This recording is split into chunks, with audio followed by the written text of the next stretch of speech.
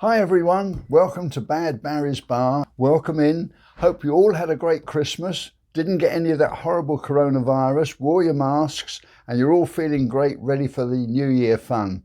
Just a few days away. Well, just to keep you going in between, I had a story I thought might interest you, and it concerns a hospital.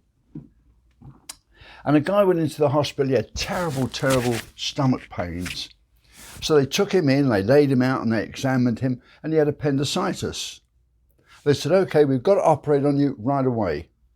It's really dangerous. If it bursts, you're going to get peritonitis. That can give you blood poisoning and you can be near to death. So we're going to keep you in and we're going to work on you straight away. So the guy was taken into the operating theatre, you see, and the surgeon performed the appendix operation on him. Well, when the guy came to, he's laid in the bed there feeling a bit dizzy, and he feels himself, and round his stomach, he's got bandages around his stomach where the operation took place. And when he puts his hands further down, all his private parts are bandaged up. And he thought, my God, what the hell went on here? I came in for appendix. What the heck's happening?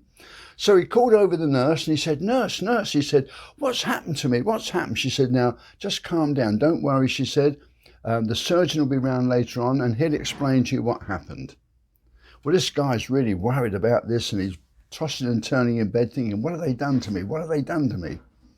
So when the surgeon came round, you see, the surgeon said, how are you doing? The guy said, I'm really worried. He said, what have you done to me? I came in just for an appendix, he said. The surgeon said, don't worry, you've got nothing to worry about at all. He said, I don't want to boast, but I happen to be a very famous surgeon. And when I did your operation, I did it in the operating theatre where all the other surgeons can watch.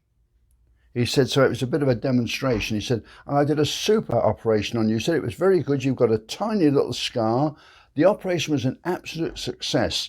He said, I did it so quickly and it was so clean. He said that all the surgeons stood up and applauded. So I circumcised you for an encore.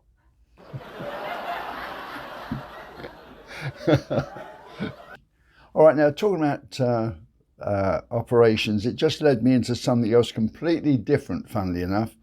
And this concerns a rabbi and a priest. And these two guys are just having a drink one night and they're talking about their respective religions. And they get around to what happens when you get to retirement age.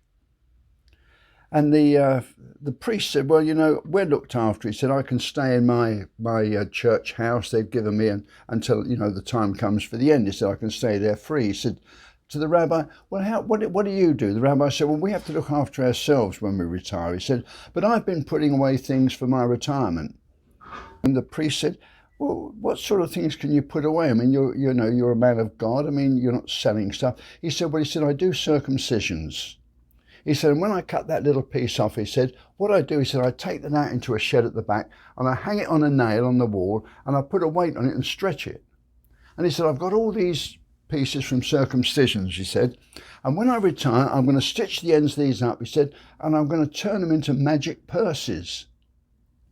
And the priest said, magic purses? He said, what's magic about them? He said, well, he said, it's just a little purse. He said, you give it a few rubs and it turns into a briefcase.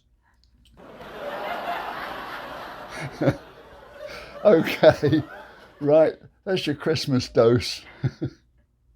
If you like it, press the like button. Press the subscribe if you'd like to be notified of each new one that we do. That doesn't cost anything to be a subscriber, but you will get a notification each time we put a new little joke set out. Well, I hope you all enjoyed your Christmas. Look forward to the new year. We'll have some more things for you before New Year. Bye.